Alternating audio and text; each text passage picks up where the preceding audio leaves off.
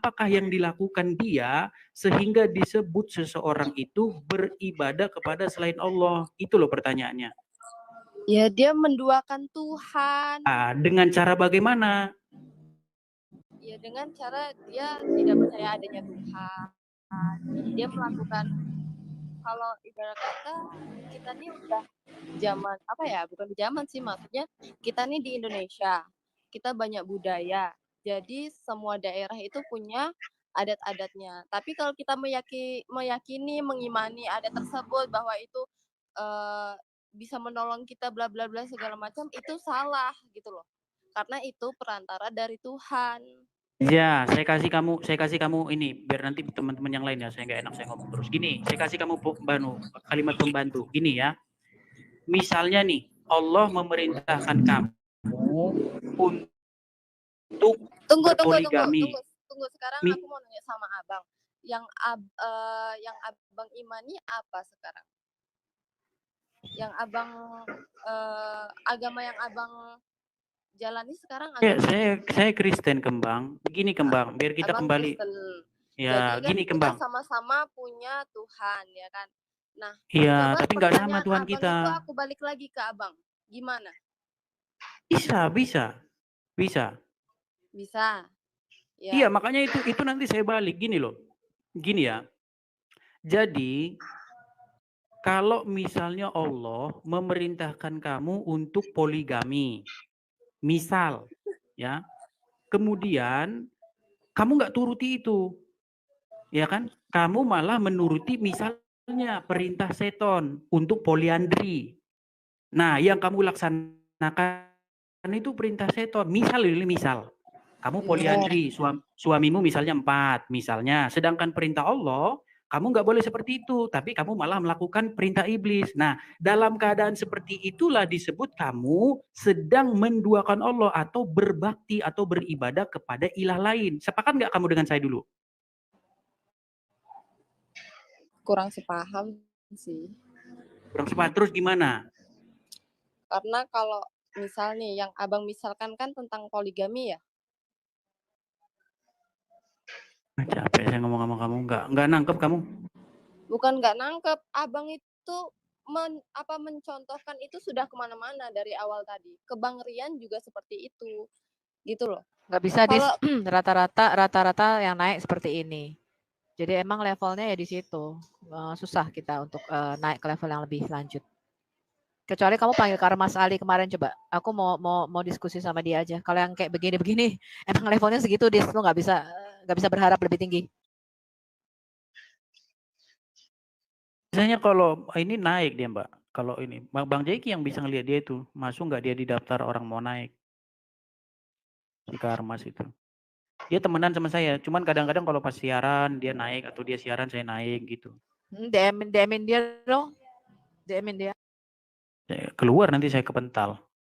Biasanya dia ngelihat, Ya, kalau dia ngelihat nanti naik.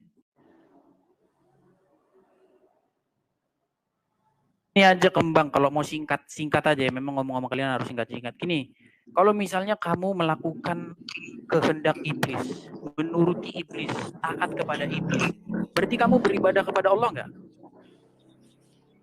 Ya, enggak lah. Namanya kita sudah beribadah sama iblis. Mantap. Kata beribadah itu ya sudah lain maknanya. Kalau mantap. Beribadah tuh maknanya menyembah, mengimani.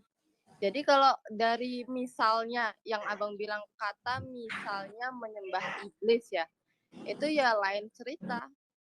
Memang lain cerita, makanya saya bilang sama kamu, ketika kamu dalam hidupmu, yang kamu lakukan itu adalah melakukan kehendak iblis. Apa itu? Mencuri, berzina, nipu sana sini, korupsi, membunuh, ambil harta orang, nggak mau menolong orang miskin, semua yang kamu lakukan dalam hidupmu itu adalah melakukan kemauan iblis. Pertanyaan saya sama kamu, apakah kamu di saat itu beribadah kepada Allah atau tidak?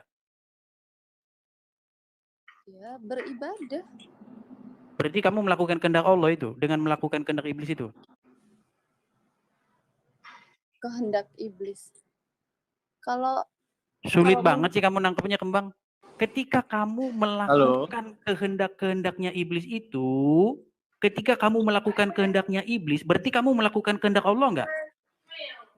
Tunggu.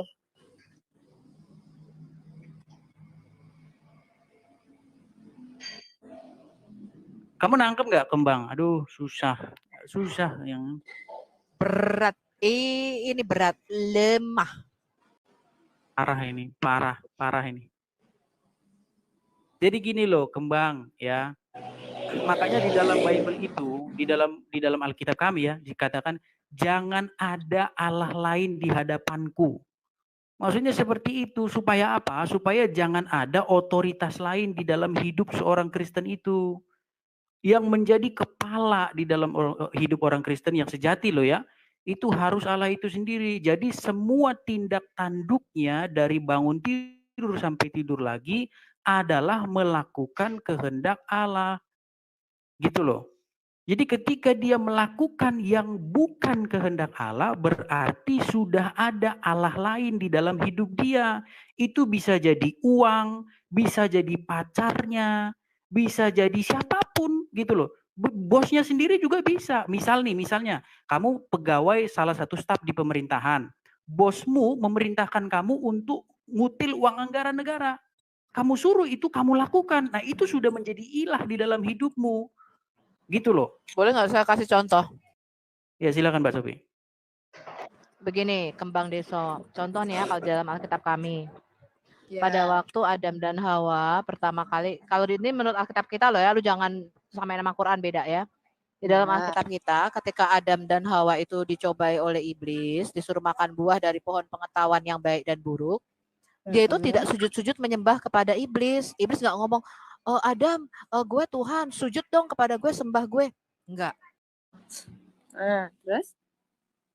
Tetapi dengan kan Tuhan udah ngomong, pada hari kamu makan buah pohon pengetahuan baik dan jadi kamu pasti mati, betul nggak?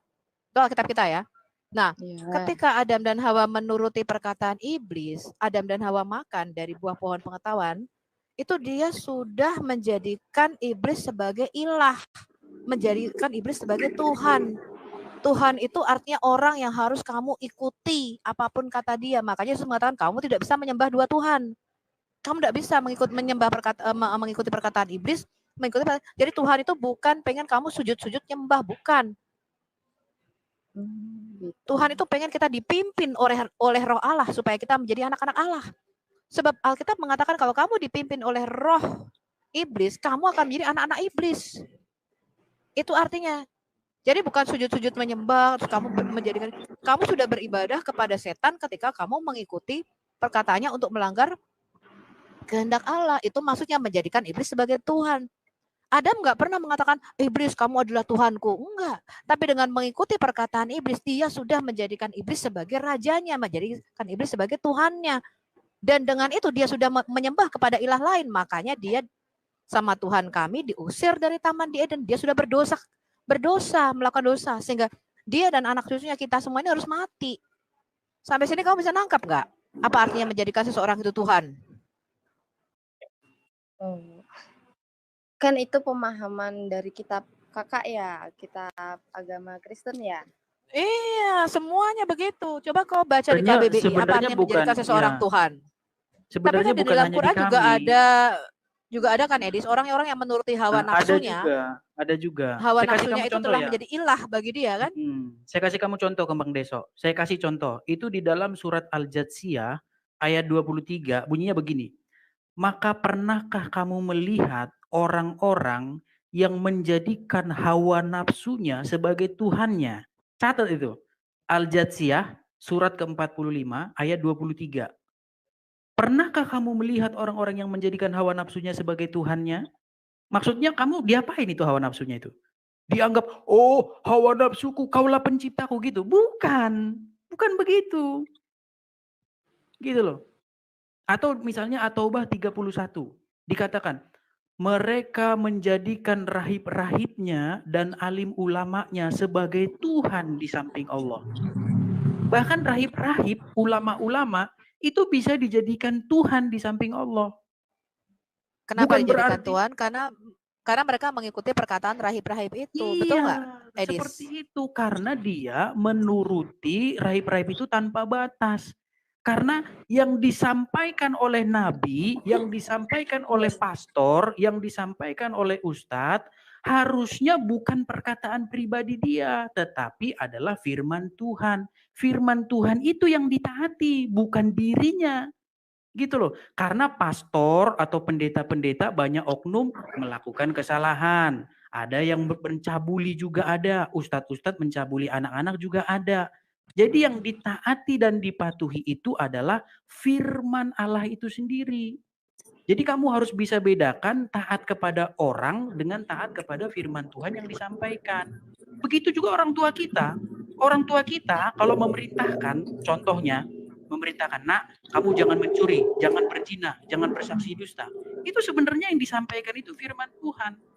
Lain kalau yang disampaikan dia, nak, kamu harus begini ya, kamu harus korupsi nak ya, nak kerja yang banyak ambil duit ya dari kantormu. Itu udah beda lagi gitu loh.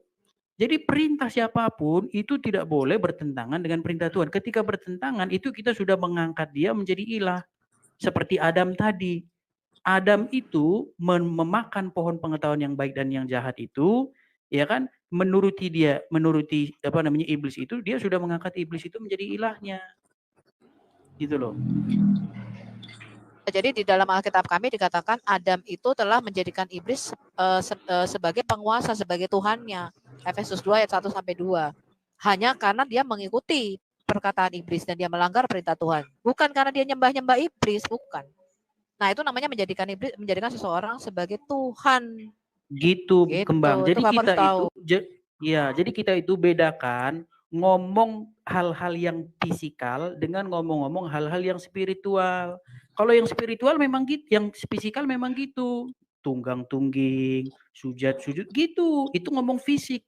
Tapi ngomong hati bukan begitu. Ngomong spiritual bukan gitu. Tapi bagaimana kita menempatkan Tuhan itu, rohnya maksudnya, roh Tuhan itu menguasai hidup seseorang. Ketika rohnya itu menguasai hidup seseorang, tinggal di hati seseorang, dia melakukan apa yang Tuhan mau. Makanya ketika Roh Kudus tinggal di hati seorang manusia, Roh Kudus yang dari Tuhan itu memimpin orang tersebut melakukan apa yang Tuhan mau. Gitu loh. Jadi menyembah Roh Kudus di detik yang sama juga menyembah Bapa. Di detik yang sama menyembah Yesus karena kami percaya Bapa, Anak dan Roh Kudus itu satu, gitu loh. Jadi Yesus itu sebagai firman Allah yang harus ditaati dan dituruti. Jadi tapi kalau di agama kami ya Bang, kalau firman Allah itu diturunkan di kitab Al-Quran dan disampaikan lewat Nabi Muhammad, Rasulnya Allah. Kalau di kitab kami. Oke, aku tanya sama kamu, Kembang Deso. Apakah semua yang di dalam Quranmu itu perkataan Allah? Iya. Semuanya. Iya. Kalau surah surah 33 ayat 50 itu perkataan siapa? Oh, itu aku nggak hafal ya, sorry. Jadi aku bukan ustadz, tapi aku... Saya bacakan ya, saya bacakan. Muhammad itu bukannya itu, Mbak Sophie, betul? Iya, saya bertanya, di situ kan ada wanita-wanita yang diharamkan dan yang dihalalkan buat nabimu. Di dalam surah 33 Al-Ahzab ayat 50, itu ada salah satu hak istimewa nabimu. Kamu tahu nggak?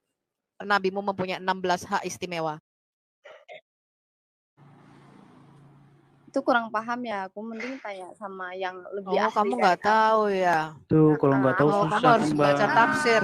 Ya, kamu harus baca tafsir Ibn Katsir ya. Orang yang biasa. Itu halaman 350-an dah, 356 kalau nggak salah, 358 ya, tafsir Ibn Katsir. Bahwa nabimu mempunyai 16 hak istimewa. Enggak, saya tanya aja satu. Surah 33 ayat 50 di situ dikatakan semua wanita mukmin, wanita soleha, boleh menyerahkan dirinya untuk dinikahi atau disetubui oleh nabimu. Dan dikatakan ada 61 wanita-wanita yang menghibahkan dirinya untuk nabimu, salah satunya adalah Khawlah binti Hakim. Menurut kamu ketika nabimu berkata, silahkan wanita-wanita soleha, boleh menyerahkan dirinya, menghibahkan dirinya kepada nabimu, apakah itu perkataan Allah? Di dalam hadis Aisyah berkata, tidakkah wanita-wanita itu malu untuk menyerahkan dirinya kepada seorang laki-laki? Kemudian Nabimu mengutip surah 33 ayat 50 dan Aisyah berkata, cepat sekali Allah memenuhi hasratmu wahai Nabi. Menurut kamu surah 33 ayat 50 itu di mana judul, kamu bisa cari hadisnya, judulnya adalah wanita-wanita yang menghibahkan dirinya kepada nabimu. Itu merupakan salah satu dari 16 hak istimewa nabimu. Menurutmu ketika nabimu mengatakan itu perkataan Allah kah? Surah 33 ayat 50 ini? Kurang tahu ya, coba tanya yang ini. Soalnya aku juga nggak baca Qurannya. Ya, saya Aku kasih juga lagi kamu kerja. informasi ya. Salah satunya ada 61 wanita yang menghibahkan dirinya, yang tercatat menghibahkan dirinya kepada nabimu, termasuk bibi daripada Muhammad, dari ibu dari Aminah, namanya Kaulah binti Hakim. Nah, nanti kamu catat ya, tanyakan Ustadz, ada yang tanya nih, kok bisa ada wanita-wanita yang menghibahkan diri? Hibah tuh setahu saya kan properti rumah ya. Ini ada wanita-wanita mukmin yang menghibahkan dirinya kepada nabimu untuk disetubui. Nah, nanti coba tanyakan ya, Kembang Deso. Oh iya. Iya ya. Nah, kamu baca nanti apa responnya Aisyah. Jadi kalau kamu membaca, Kak, aku mau nanya ya, kalau di kitab kakak, di kitab agama kakak itu apa namanya? Itu ada nggak kayak apa? Kayak kalau di Al-Qur'an itu kan ada apa sih? Yaitu pengetahuan dari Allah gitu. Apa namanya? Apa sih?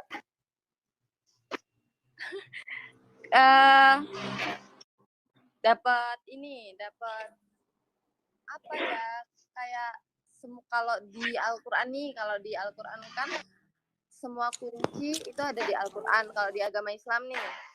Nah, kalau di agama kakak, kira-kira kitab kakak itu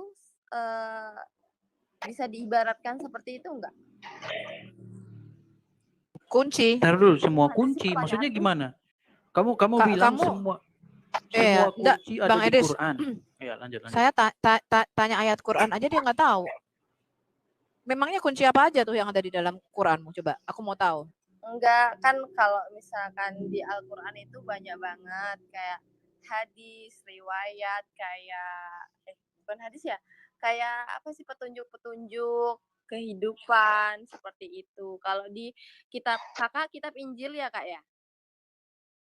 Ah, itu ada enggak? Kitab kami itu namanya Alkitab, Perjanjian Lama dan Perjanjian Baru. Perjanjian Lama itu ditulis oleh para nabi, Perjanjian Baru ditulis oleh para rasul. Oh, rasul sama nabi bedanya apa kak? Rasul itu utusan Yesus. Kalau nabi? Di dalam Perjanjian Lama tidak ada yang namanya rasul. Gini, Nabi juga diutus oleh Yesus, sama.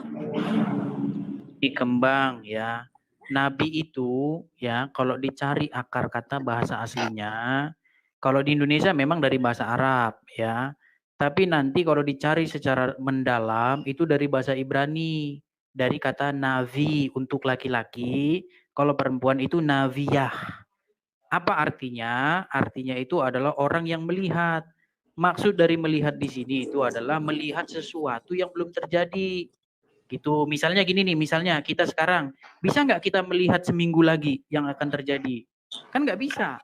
Nah, kalau tuh yang bisa ngasih tunjuk, ngasih lihat itu Tuhan. Nah, ketika seseorang menyingkapkan sesuatu, nah itu disebut melihat. Nah, orangnya disebut navi kalau laki-laki, kalau perempuan disebut naviyah. Itu seperti itu. Kalau secara etimologi. Nah, kalau menurut Islam apa itu nabi? Dari kata apa? Dan nanti dari kata anaba. Nabi itu adalah rasulnya Allah, utusan Mana? Allah. Bahasa apa nabi itu? Yang paling mulia. Bukan. Nabi itu dari bahasa apa? Nabi. Bahasa apa? Iya, etimologi katanya tuh loh. Etimologi. Kalau nabi itu di dalam Alkitab kami dari kata navi. Navi itu artinya pelihat. Kebental lagi. Kalau itu aku kurang paham, kau nggak pinter pula. Ya, kamu kebanyakan nggak pahamnya Kembang. Gini aja Kembang, gini aja. Gini loh. Yang harus kamu pikirkan tuh begini. Siapa sih yang layak untuk dijadikan sebagai junjungan? Ya, yang layak dijadikan sebagai Tuhan, yang layak dijadikan sebagai sebagai junjungan. Ketika kamu Ayah, menjadikannya sebagai Tuhan, aku. itu kan kamu, Nah, gimana? ya Tuhan aku. Ya, jadi Tuhan-Tuhan itu banyak loh. Di muka bumi ini banyak Tuhan-Tuhan. Ada Tuhan yang keluar dari kepala manusia juga ada. Tuhan terbaru ada loh. Kamu tahu nggak siapa Tuhan terbaru? Tapi kalau di agama kami Tuhan itu cuma satu, Bang. Terus kalau jangan ada Tuhan lain maksudnya gimana? Kalau persepsi orang lain, kalau dengan kata-kata jangan ada Tuhan lain, itu ya kalau di agama kami ada Tuhan jangan lain. sampai Gini loh. Kalau menyembah. Tuhan itu satu, terus jangan ada Tuhan lain tuh maksudnya gimana? Cuman satu. Hah? Gimana? Gini loh, Kembang. Itu bahasa Arabnya apa itu Tuhan itu? Allah. Salah kamu. Bahasa Allah itu salah. Allah itu selalu diterjemahkan jadi Allah juga. Yang diterjemahkan jadi Tuhan itu bukan Allah. Yang diterjemahkan Tapi jadi kan Tuhan yang itu, kita dengar membahas dulu, ini bukan Kembang. bahasa Kembang. Arabnya, Kita ini kan lagi bahas Alkitab sama Al-Qur'an. Kebetulan di dalam bahasa aslinya itu, di dalam bahasa Arab dan bahasa Ibraninya itu, huruf T-U-H-A-N itu kan nggak ada. Itu kan terjemahan dalam bahasa Indonesia. Betul nggak? Terus? Nah, terus bahasa aslinya apa itu? Roba. Ya, bahasa aslinya itu Rob dan Ilah. Nah, kamu harus mencari pengertian Rob dan Ilah itu apa. Ilah itu banyak. Jangan kamu bilang ilah itu cuma satu. Ilah itu ada banyak. Perutmu juga bisa jadi ilah. Hawa nafsumu bisa jadi ilah. Ketika kamu memperlakukannya menjadi otoritas di dalam hidupmu. Gitu loh. Paham gak sih? Malah ketawa. Enggak, nih loh, banyak yang nyuruh aku turun di typing bawah. Ya, karena kamu masih kurang ilmu loh, Kembang. Gini enaknya begini, Kembang. Karena kan tadi kan kepanasan ketika dibilang surah 33 50 wanita-wanita menghibahkan diri. Mereka nggak tahu, dibilang itu kitab Syiah. Itu memang benar. Tahu nggak kamu kok respon Aisyah terhadap itu? Aisyah itu sampai ngomong begini loh. Aku tidak melihat Tuhanmu kecuali sigap, tanggap menuruti hawa nafsumu. Ada itu. Gimana kamu? Coba baca dulu. Mari dia.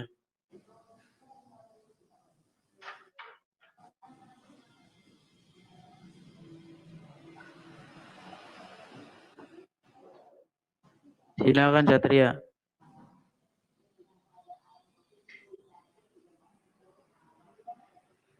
Satria.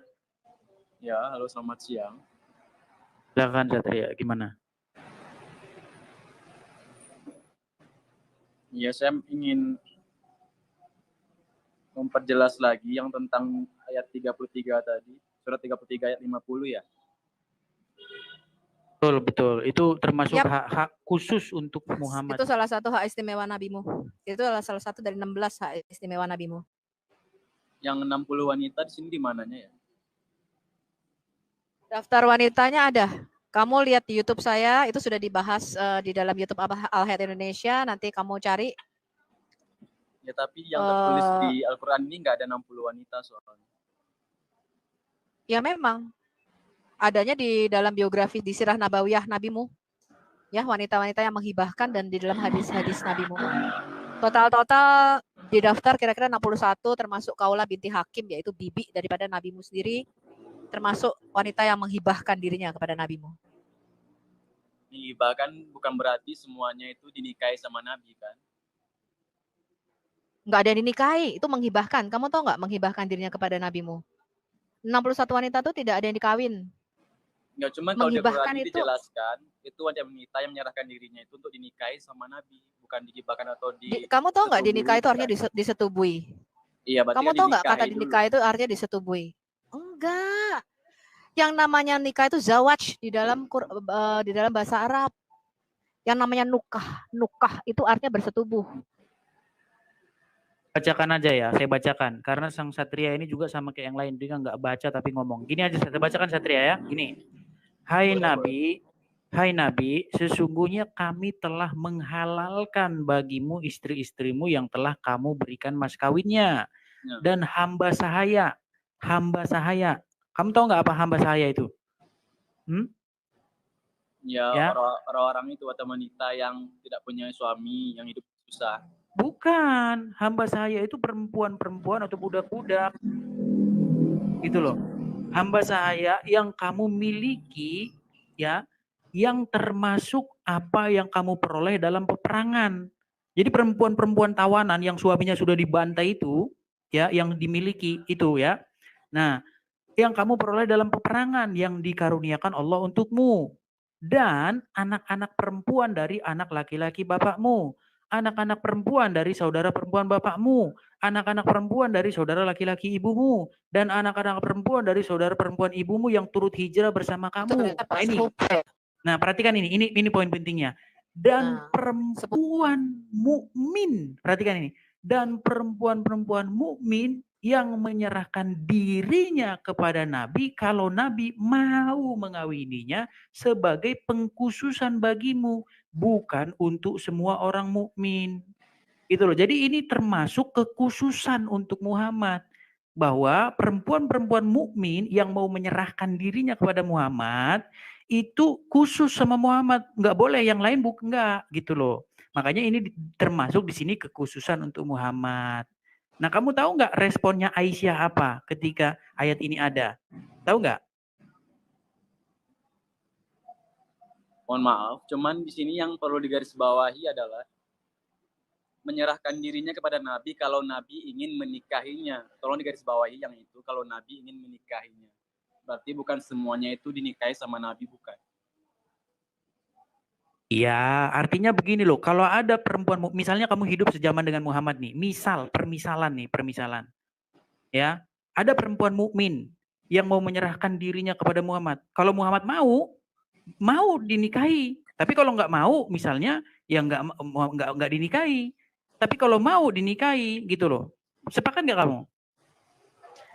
Ayat 51-nya baca deh, Satria. Ayat 51-nya itu ketika wanita-wanita sudah menghibahkan dirinya kepada nabimu, ada wanita-wanita yang dia nggak suka, ada nabi nggak suka, itu boleh ditangguhkan. Jadi dia boleh menangguhkan menggauli siapa yang dia tidak suka, dan dia boleh menggauli siapa yang dia suka. Jadi surah 33, 50 dan 51 itu berhubungan. Pertanyaannya begini sama kamu, Putra. Pertanyaannya begini. Apakah pekerjaan Allah adalah ya agak susah ya kalau pertanyaan itu saya jawab. Gini aja, kamu tahu nggak apa respon? Ya, sebelum ke sana, Edis, apakah ayat 33, 50, 51 ini tertulis di Lauhul Mahfuz sejak kekal? Apakah menurutmu ayat ini tertulis di Lauhul Mahfuz sejak kekal nih ayat ini?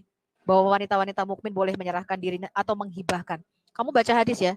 Judul hadisnya adalah wanita-wanita yang menghibahkan dirinya untuk ditiduri nabimu. Baca, di situ ada responnya Aisyah. Hadis berapa tuh Bang Edis? Coba tolong kasih mereka hadisnya. Mohon maaf, nomor hadisnya supaya mereka baca sendiri. Hadis yang berbuatan? Oh, selalu sahih. Kita tidak pernah mengambil hadis yang maudhu atau yang dibuang.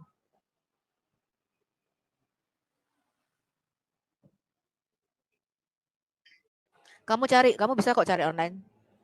Judulnya adalah wanita-wanita yang menghibahkan dirinya untuk nabimu. Bacain Bang Edis hadisnya. Saya agak ini kalau bacain hadisnya. Gini Satria, gini. Cobalah kamu itu belajar dulu tentang Islam, ya kan? Kalau kamu sudah tahu tentang Islam, barulah kamu naik. Kalau kamu modal nekat aja ya susah gitu loh Satria. Oke, gini aja Satria, aku kasih kamu bocoran ya. Kamu tahu nggak bahwa nabimu itu mempunyai 16 hak istimewa? Hak istimewa nabimu yang ke-10 adalah jika mata nabimu melihat seorang wanita dan nabimu mengingininya, maka suami dari wanita tersebut harus segera menceraikannya supaya nabimu bisa menikahinya. Termasuk dalam kasus Zainab bin Tujas, istri daripada Zaid bin Haritsah. Tahu enggak kamu hak istimewa nabimu yang ke-10 ini?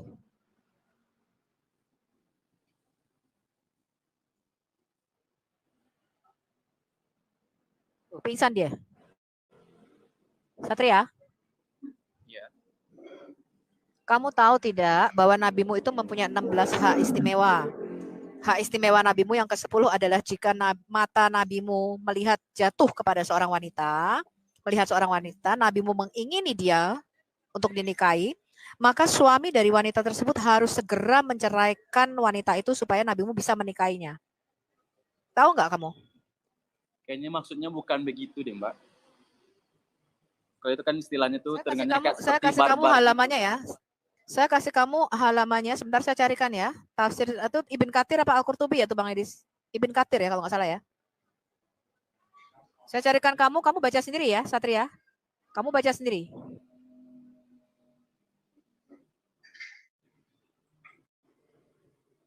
Itu Satria. Gini Satria, kamu itu pertama harus rajin-rajin baca Quran dengan terjemahannya.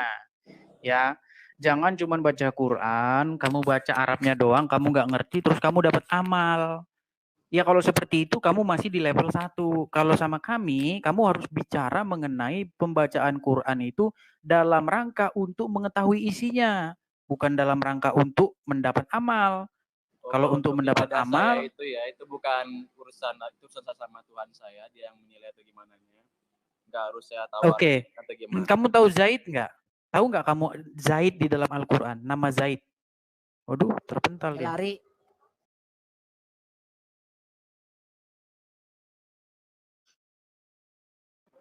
Bentar, saya carikan dulu 16 hak istimewa Muhammad. Itu kalau nggak Al-Qurtubi bin Katsir ya. Bersamaan dengan volume dan halamannya ya.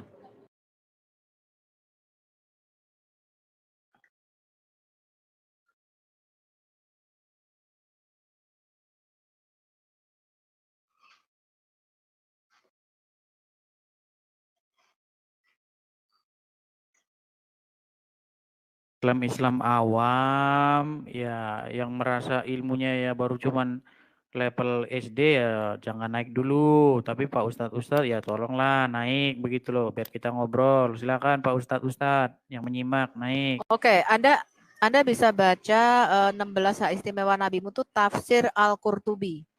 Tafsir Al-Qurtubi untuk surah 33 ayat 50. Nabimu antara lain memiliki 20% dari jarahan kalau perang ya. Kemudian nikah tanpa mahar, nikah tanpa wali ya. Nikah dalam keadaan berihram. Kemudian yang hak istimewa yang ke-10 ya saya bacakan. Apabila mata beliau tergerak pada seorang wanita, maka suami wanita itu wajib mentalak istrinya untuk beliau. Jadi wajib menceraikan istrinya untuk Nabi halal menikahi wanita tersebut. Ibnu Al-Arabi berkata, beginilah yang dikatakan oleh Imam Al-Haramain. Penjelasan serta contohnya sudah banyak disebutkan oleh para ulama, yaitu cerita mengenai Zaid bin Haritsah dan istrinya ya, Zainab bintu Jahsh.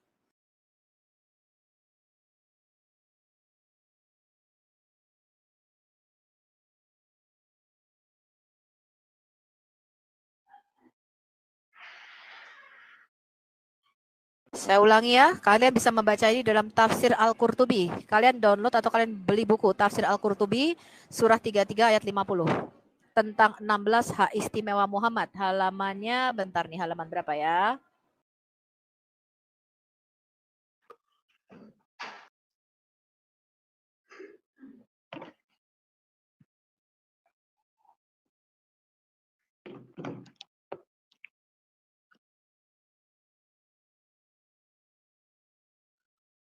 Tafsir Al-Qurtubi halaman 480-481 nih. Volumenya volume berapa ya? Pokoknya tafsir Al-Qurtubi kalian cari yang untuk Quran surah 33 ayat 50 ya. Halaman 480-481 tentang 16 hak istimewa Muhammad.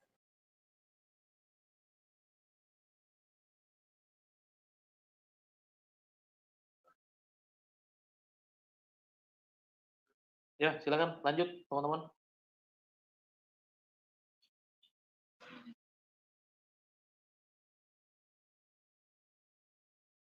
Ustadz yang naik Bang Jeki. Halo. Ada. Halo Bang. Silakan. Ya. Masuk suara masuk. Ya tadi tuh yang Zaid itu gimana Bang maksudnya Bang? Nah, kamu tahu nggak bahwa di dalam Quran itu ada nama Zaid di situ tertulis? Ada tahu nggak?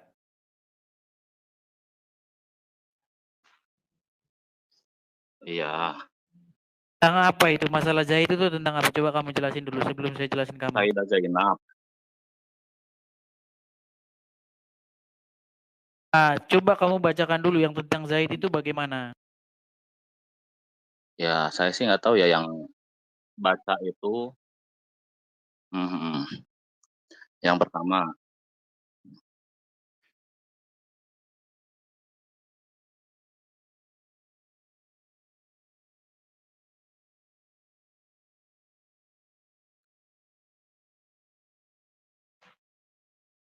saat berperang, maka itu dinikahi oleh Nabi. Begitu, Bang. Bukan ditalak ya.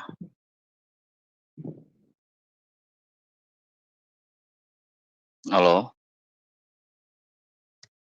Kamu bacakan dulu ayatnya berapa, surat apa, di ayat berapa, biar Itu jelas, nggak biar ada di tidak ayat, biar Bang. tidak asal. Nggak ada di ayat. Oh, nggak ada di Ah, ayat. Waduh, gimana sih? Bang, Zaid itu ada loh tertulis dalam Quran itu. Gimana sih? Kamu ngerti Quran nggak? Gimana? Di dalam Quran itu nama Zaid itu Bang, tertulis. di Quran, nah, Bang, di Loh, Quran gimana itu sih kamu tuh? inti dari semuanya. Penjelasan itu ada hadis.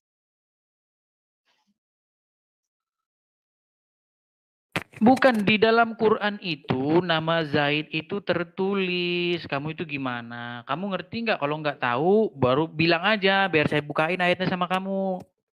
Oke, bukain coba. Di Quran itu ada ayat yang ditujukan untuk Zaid. Kamu tahu nggak itu? Ya, coba sebutkan. Ya, silakan sebutkan.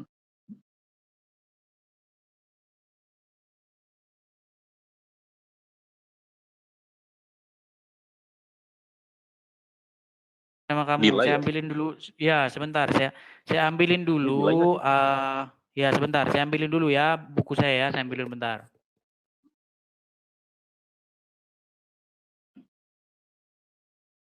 Al-Ahzab 37 ya.